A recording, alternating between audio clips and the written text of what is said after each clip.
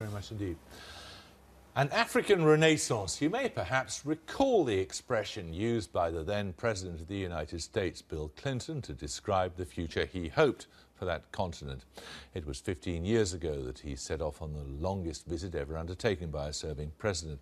His interest in Africa outlasted his presidency, and the Clinton Foundation has raised hundreds of millions of dollars for numerous projects across the continent. He's just been back there, and Komla Dumor of the BBC World News joined him to see if the Renaissance ever happened.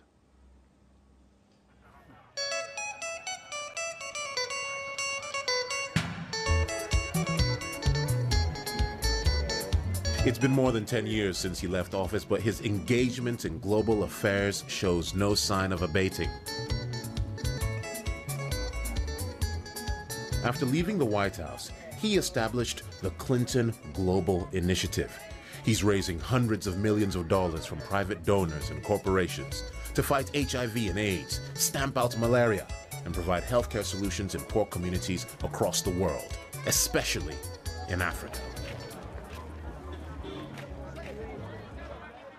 But what role does philanthropy play on a continent that is becoming more economically assertive and is building new relationships outside America's influence?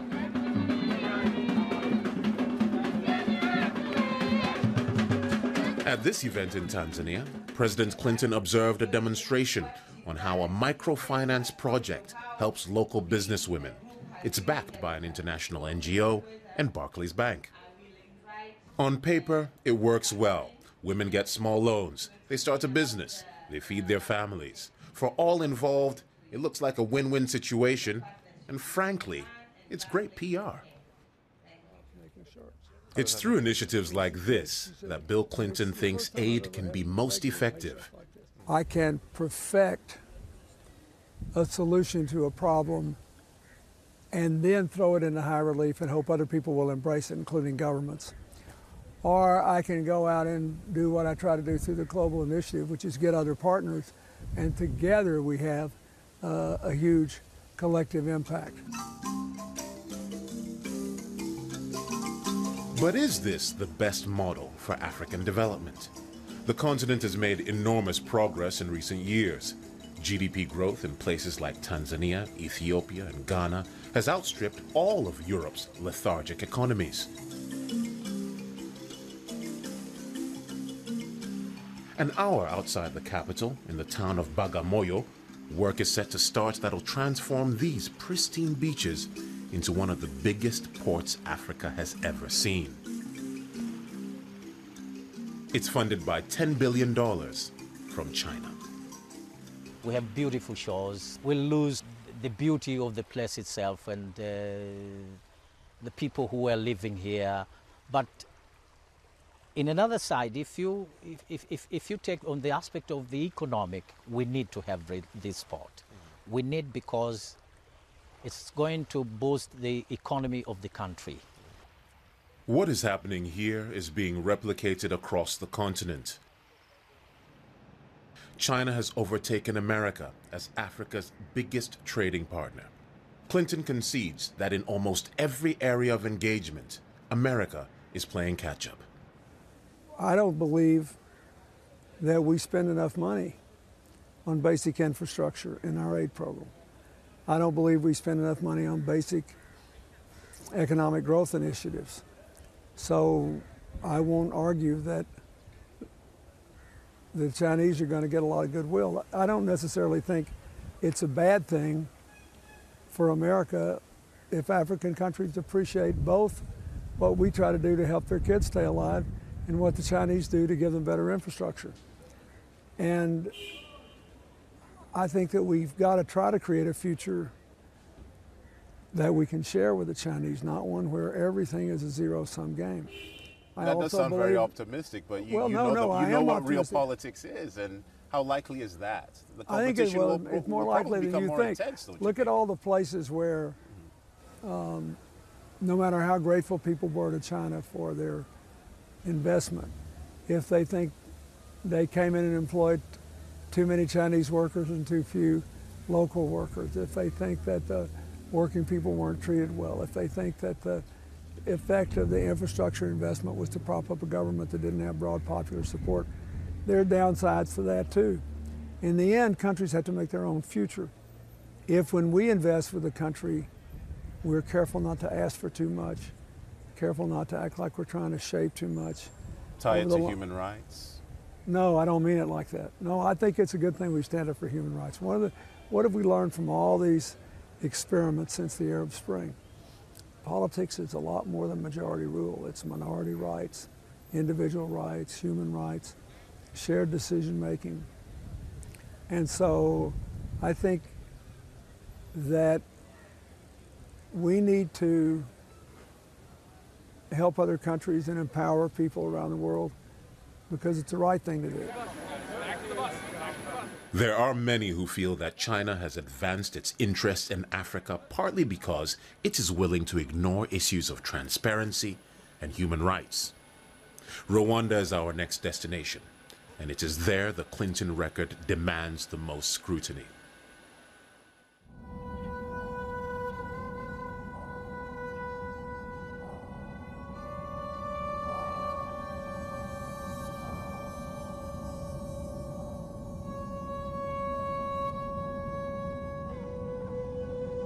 Bill Clinton was the most powerful man in the world. There was no intervention from America or anyone else. Over 1 million people were slaughtered.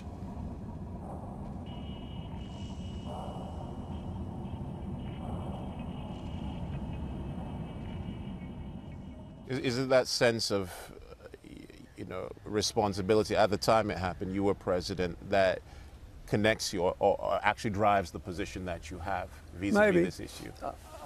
Maybe. Guilt, Not guilt, because whatever guilt I had went away when I took responsibility for not helping them. I remember in 2001 when I went back to Rwanda for the second time, a reporter was riding in the streets of Kigali with a taxi driver, and he said, "Aren't you mad that Bill Clinton's here working on AIDS and all this stuff? Because he didn't help you." He said, "No, I'm not." And the reporter said, "Why?" And he said, "First, he didn't make us kill each other. We were all adults and we did it. And we've got to stop blaming outsiders for what we did to ourselves." That's Kagame's contribution. And then he said, secondly, at least he said, "I'm sorry, nobody else has apologized." Today, Rwanda is one of the biggest recipients of Western aid and support from the Clinton Foundation. But progress has been blighted by accusations of human rights abuses, both domestically and abroad. Ladies and gentlemen, if you can kindly welcome His Excellency the President. President Kagame's government has been accused of funding rebel movements in the neighboring Democratic Republic of Congo. Rwanda has consistently denied any involvement across the border. It also has its defenders, among them former British Prime Minister Tony Blair and Bill Clinton. I support a free press in Rwanda. I don't support the repression of journalists. I don't think human rights should be violated in the Congo to protect the territorial integrity of Rwanda. But I suppose I do make more allowances for a government that has produced as much progress as that one has, and has been well organized and otherwise had the rule of law. And so it's the way it is. There's very few situations are perfect. As the foundation expands its footprint and influence in Africa, another Clinton is taking up a bigger role.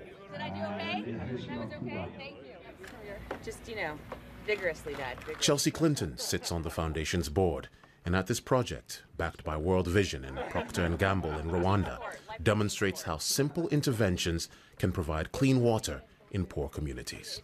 I think the metric of success in your life really matters.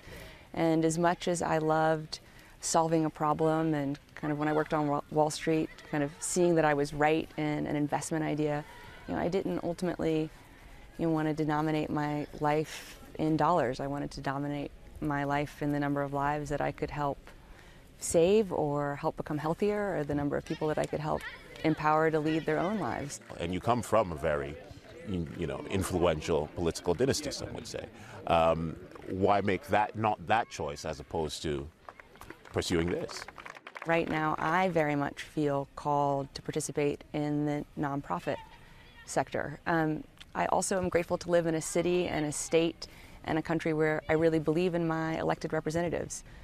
If ever one of those changed and I thought I could make more of a difference in a public sector capacity, or if I no longer lived in a city and a state and a country where I really believed in both kind of the ethics and the competencies of my political leaders, then I'd have to ask myself honestly whether or not that would be a better path. But the politics has already changed. Whereas the Clintons are out to win hearts and minds across Africa, the United States has already opened up a new and more dangerous phase of engagement with the continent. Africa is now one of the major fronts in the battle against international terrorism.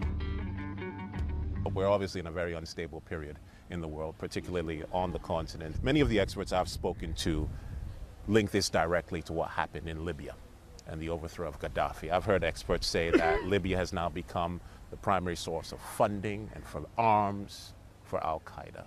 Was it a mistake to overthrow Gaddafi in that manner? Yeah, he was overthrown in no small measure by a popular uprising that the other countries supported. Gave them guns, gave rebels arms. Yes, but was it a mistake to help them overthrow him without knowing exactly what the outcome would be? I don't think so. And let's not forget, Gaddafi was no saint. He did one or two things that he had no business doing too. But isn't the consequence the instability we're seeing now in Algeria, in northern Mali, in northern Nigeria? The arms are flowing from Libya into those places. Yes, but there are a lot of guns there that could be used, not just in Libya and other places. I think here's the flip side. You asked me about human rights in Rwanda. There's no question that President Kagame can win a popular election with an overwhelming vote. Then we say we should have let a proven human rights abuser and a man who blew up an airplane with a lot of innocent kids on it stay as the ruler of Libya because we can't stand the chaos if he's gone. It's a messy world we live in. There are no guarantees. If he thinks he's going to win. And in Syria, what should America do? What I think we are finally getting around to doing, which is provide arms and other support, do it through the channel that we believe is by far the most trustworthy, General Idris, and hope for the best. The Syrians have not asked us to put boots on the ground, nor should they, nor should we. And it may work or it may not, but I think, and there is no good choice there, but if Iran and Russia have made a choice and they have unleashed Hezbollah forces to fight, and that is what seems to have turned the tide a little bit here, this is one of those things where it's better to get caught trying, win or lose. Sometimes you're not going to win them all. Doing something is better than doing nothing at all. Sometimes. Not always, but in this case, I think yes. I think when this is said and done, if we can ask ourselves, how will we feel if Assad is replaced? How will we feel if he prevails? I think in both cases, given the facts on the ground and what has occurred, the United States will feel better if we tried to create a constructive alternative. That is potentially... In Africa, there are challenges that remain, which he feels need to be confronted. We have to feed 7 billion people in the world today. We're going to have to feed 9 billion by 2050. We have all these global warming, climate change problems, and we have an enormous number of people who live in countries that have lots of money but can't feed themselves, and their instinct is to say, we should mechanize agriculture in poor African countries and throw smallholder farmers off the land. If the population of the world continues to go up, people will take more things out of the ground. The problem is there's been too much corruption in who got to do it, what was done with the revenues. And I'm only too happy to try to clean that up. I go and give a speech about this in Nigeria every year to the people who are doing it a lot of times. But people are still going to take that stuff out of the ground. So what we need to do is to set up systems that work better to do that. I would happily spend a lot of the rest of my life doing that because I think it's a huge threat if it's done wrong and a huge opportunity if it's done right. But this farming thing, I can have a real impact on. Increasing their incomes 2 and 3 and 4 and 5-fold by doubling your yields or more and cutting the cost of production. We can change the world here. You're very much in your post-presidency, but inevitably people still are asking whether there's still a bit of Washington still left in you, whether there's still one more race to run, and you know I have to ask that question. You can't. If I knew the answer, I wouldn't tell you. But you don't know? Happily, I can be honest, I don't know. Look, I'm for whatever my wife wants to do, and so I didn't know if I had one more race left on me last time, but I thought the president was getting a raw deal, and I was glad to try to help him. But whatever that happens there, I'm going to keep doing this. This is what my job is. I love this job. I love doing this foundation work. President Clinton, I'm going to see you in Kigali. Good. Thank you very much, sir. Thanks. Hi, folks. Bill Clinton in Africa. Been back there, and Komla Dumor of the BBC World News joined him to see if the Renaissance ever happened.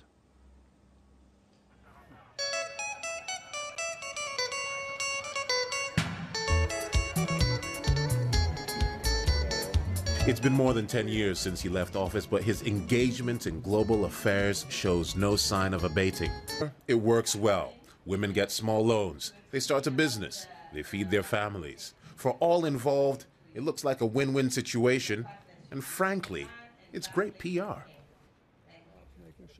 It's through initiatives like this that Bill Clinton thinks aid can be most effective.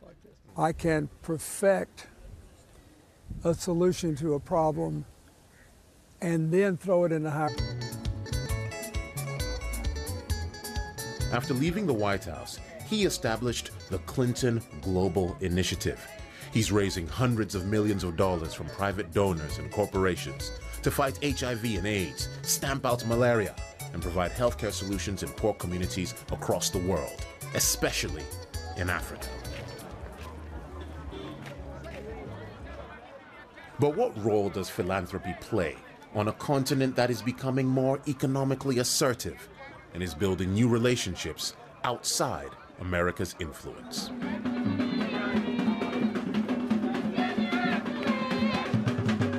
At this event in Tanzania, President Clinton observed a demonstration on how a microfinance project helps local businesswomen. It's backed by an international NGO and Barclays Bank. On paper... Very much indeed. An African Renaissance. You may perhaps recall the expression used by the then President of the United States, Bill Clinton, to describe the future he hoped for that continent.